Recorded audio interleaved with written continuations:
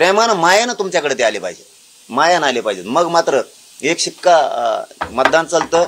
जसं की मला वाटतं त्यांना 106 आमदार निवडून दिले होते जनतेने.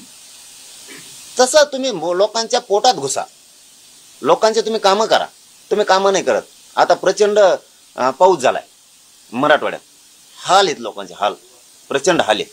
तुम्ही त्यांचे ताबडतोब पंचनामे करणार नाही. पीक पाणी काहीतरी बघा ते लफडं ते करणार, त्याला ते नीट नसतं, काही नसतं, झालं वाटलं शेतकऱ्यांचं. 2-3 वर्षाचे तसेच पडलेत. आणखी तुम्ही तात्काळ नुकसान भरपाई नाही देणार. एक जणाच्या शेळ्या अशा मेलेल्या दाखवल्या, तशा लाईनीत टाकल्यात.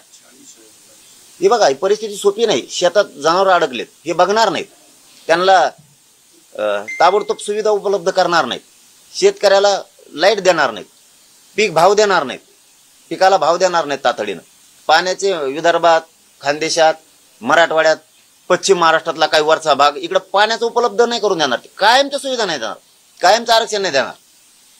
हे देवेंद्र फडणवीसांचं हे वागणं त्यांच्या पक्षाच्या मुळावर येऊन बसले. ते आमचे विरोधक नाही, शत्रू नाही, सत्य सांगितल्यामुळे त्याला लागत आहे. ते काय करणार, तात्पुरतं नादी लावणार. तात्पुरतं कुठं ते 1500 रुपये आणि लाडकी बहिणीचे योजना चांगली, ते पैसे आमचे येतात. ते लाडकी बहीण इथं बिस्किट पोडा घेतला तरी GST कटून जातोय खपक्यास. आमचेच पैसे येते. त्याने का देवेंद्र फडणवीस काही वावर विकलं नाही, नागपूरचं नाव पैसे दिले नाहीत लोकांना. हे लोकांचेच पैसे येतात. ती चांगली आहे, घ्या, काय हरकत नाही. पण तुम्ही कायमचं का देत नाहीत? त्या लाडक्या बहिणीच्या लेकराला म्हणजे तुमच्या भाच्याला आरक्षण पाहिजे, ते दे ना. दाजी शेतात काम करतोय बांधावर, त्या दाजीच्या मालाला भाव पाहिजे. दाजी तरपडून चिखलात मारायला लागलाय तिथं.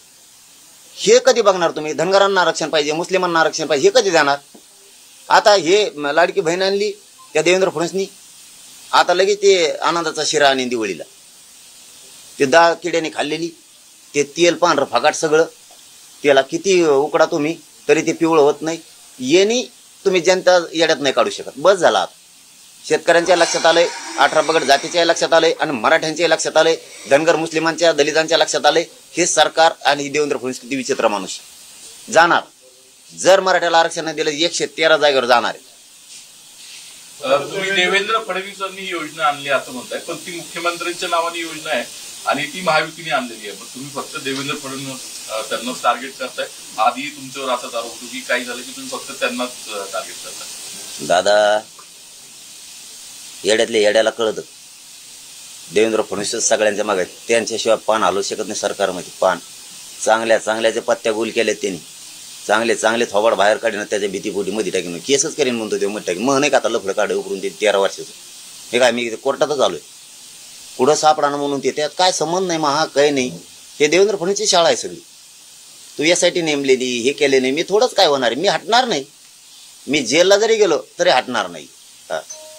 तुझा दुमताच काढणार मी देवेंद्र फडणवीस, सोडणारच नाही. त्याच्याशिवाय काहीच होऊ शकत नाही साहेब. इथं काहीच एका मंत्र्याचं पान हलू शकत नाही, एका आमदाराचं सुद्धा नाही. एका पण ते मुख्यमंत्री असू द्या, कोणी पण उपमुख्यमंत्री कोणी असू द्या, करणारा तीच. गाडी बिघडली की फिटरच ते नीट करणारा. कोणचा नट कुंकड कोचीन भरोसाच नाही, पण गाडीच बिघडीन. विचित्र माणूस आहे. सगळे सोयरेचा अध्यादेश निघालेला आहे, अधिसूचना निघाली, अध्यादेश निघण्याचं बाकी आहे. सूचना हरकती पण आलेल्या आहेत. तुमचं सगळ्यात मोठं आंदोलन त्यावरतीच झालं होतं. आता काय स्टेजला ते आहे? कधीपर्यंत ती अधिसूचना अध्यादेश निघेल, सगळे सोयऱ्यांचा समावेश होईल, सरकारने तुम्हाला काय सांगितलंय आणि तुमचं काय त्या मागे फॉलोअप झालंय? देवेंद्र फडणवीस साहेब कोणालाच काम करू देत नाही, ना कोणत्या आमदाराला, ना कोणत्या मंत्र्याला, ना सगळ्या सोयऱ्यांवरती, ना शेतकऱ्यांच्या प्रश्नावरती, ना गोरगरिबाच्या प्रश्नावरती. त्याच्या मनाला पटल तेच करतो, त्याला जे वाटल ते करून घ्यायला लावतो. त्याच्याशिवाय नसता